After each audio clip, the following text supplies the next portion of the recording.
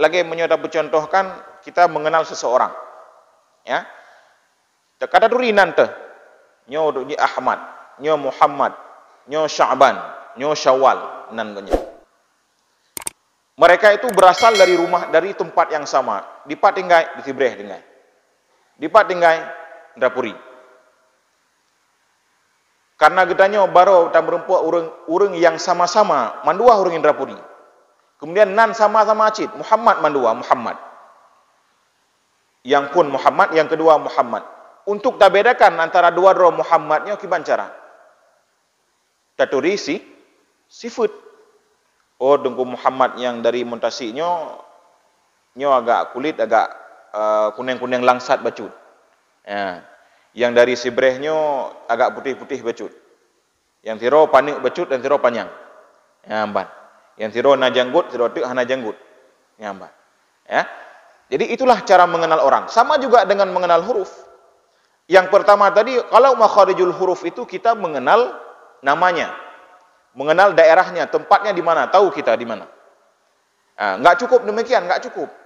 Karena nanti ada orang, ada seperti tadi, ada huruf-huruf yang sama. Secara tempat keluar dia sama. Contoh lagi huruf sad dengan sin sama. Sa yang mengigonya niku.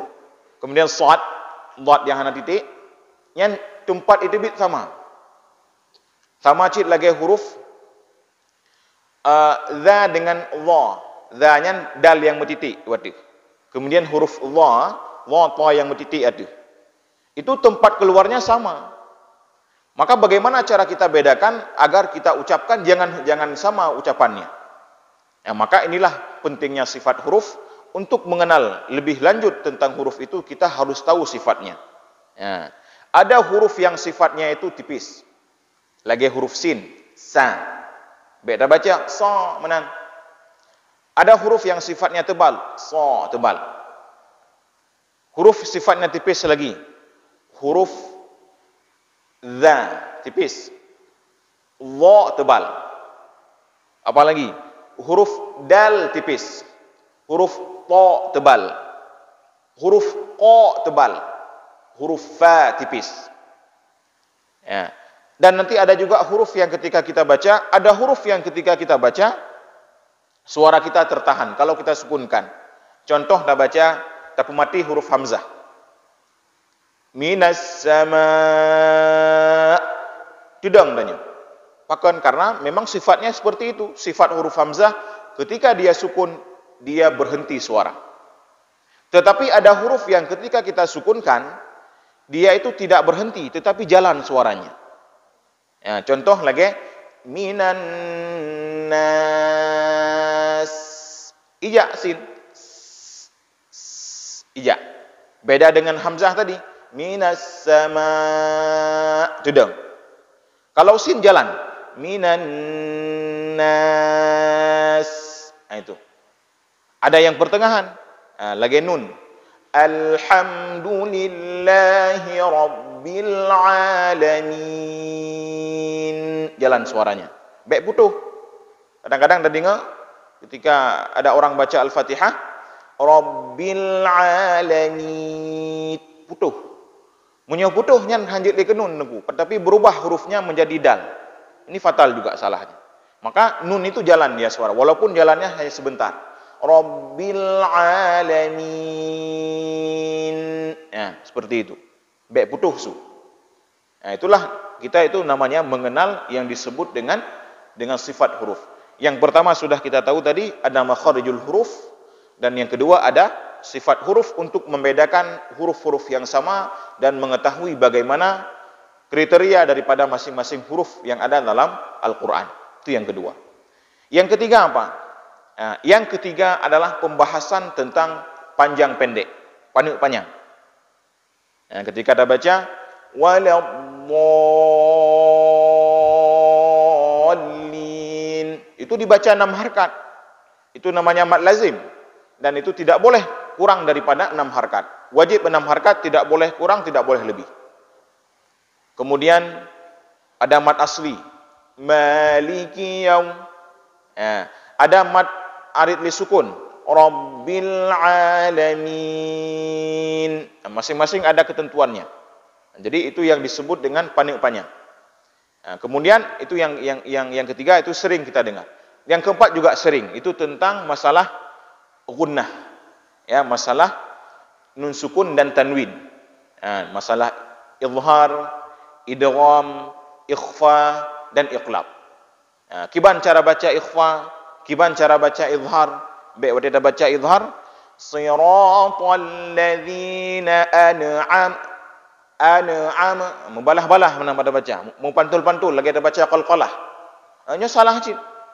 Membaca izhar itu ada caranya, ditahan suara. An'amta, jangan an'amta. Lagi tanya alhamdulillah menancit. Alhamdulillah. Membalah-balah ada baca Quran. Itu masuk dalam pembahasan nun sukun dan tanwin, masuk ke dalam pembahasan ikhfa, iqlab dan izhar dan idgham. Kemudian juga bagaimana cara membaca idgham, min wara, min. Jadi harus masuk ke hidung. Bagaimana cara membaca ikhfa? Membaca ikhfa itu samar-samar. Hanjit baca ikhfa, hanjit baca an. Itu kalau kita jelaskan huruf nunnya maka terbaca dengan bacaan izhar. Itu banyak sekali dalam pembahasan ini, tapi ini kadang-kadang sering kita dengar. Dan yang terakhir adalah pembahasan tentang al-waqfu wal ibtida. Tentang bagaimana cara kita waqaf pada satu bacaan dan bagaimana kita lanjutkan kembali bacaan itu. Kita berhenti. Kadang-kadang dengan baca Quran kabatu. Dan baca waladh batu. Ya kan? Gimana caranya? Makmum memiliki kabeh baca amin. Jadi hanabih lom. Ulang. Jadi nak cara-cara. Gimana cara ketika tawakaf, ya? Pembagian wakaf. Ada wakaf yang terjadi tanpa kesengajaan lagi batuk bunuh. Batuk ka bersin dengan baca Quran, ya. Ka butuh su. Itu ada caranya. Kemudian ada juga ketika kita baca Al-Quran, itu memang kita wakaf sendiri. Hantru lesunya menyelur lanjut, putuh di tengah jalan. Piuh le, berangkapat jule. Lagi tanya karabih minyak Honda. Nya menyo tapreh na SPBU iku, kakeh payahu Honda. Menyo kira-kira karabih minyak yang kamu go Honda. Piuh le bapak SPBU yang pertamininya. Sama cik lagi tanya baca Al-Quran. Ya, tanya udah baca Quran kadang-kadang pulang ayat panjang, preh gede babih sampai dengan akhir ayat. Akhirnya putuh su. Yang mudarat draw tanya. Jadi dalam hal ini juga akan dibahas, ya. Itu pembahasan tentang al-waqfu wal ibtida. Bagaimana cara kita waqaf dan bagaimana cara kita memulai kembali bacaan Al-Quran. Hadirin yang dirahmati Allah, 5 pembahasan ini adalah pembahasan yang paling utama yang ada dalam ilmu tajwid. Munyo limang boh halnya tanya mepum mandum, be begang mandum paling kurang bermoholah bacut. Be yang limang lo pengah, ya. Yang 2 pun nyole. Moho huruf, moho makhraj dan moho sifat bisa kita di mana tahu kita di mana tempat keluar huruf dan bagaimana sifat huruf itu, maka insya-Allah dalam membaca Al-Qur'an itu kita enggak ribet lagi. Hana heli nunggu. Yang 2-nya. Karena menyo yang terakhirnya rata-rata katanya kata doa. Menyo na alih iku ulah menyo Quran tanyo na barih menan teglang menan nyan pasti bacaannya panjang, ya kan? Menyo na pedeung itu nyan panjang ni 5 harkat. Nya mudah. Tetapi yang susah guna adalah 2 boh yang punnya dan nyokuh yang merupakan inti daripada ilmu tajwid. 2 boh yang pun mengenai makharijul huruf dan sifatul huruf. Nah, inilah hadirin yang dirahmati Allah, sekedar pengenalan, ya. Jadi tanya hanya sekedar pengenalan tentang ilmu tajwid penanjih karena memang sangat penting, ya. Kalau kita belum belajar tadi, itulah yang tahapan-tahapan yang harus kita lalui, harus kita kuasai yang 5 tadi, minimal kalaupun tidak 5, 2, yaitu makharijul huruf dan sifatul huruf. Hadirin yang dirahmati Allah, ya. Dalam membaca Al-Quran, ya, dalam membaca Al-Quran sebelumnya juga kita harus tahu, ya, betapa lagi bahwa membaca Al-Quran itu juga ada beberapa cara. Pakan lagi nyan, kenapa harus seperti itu?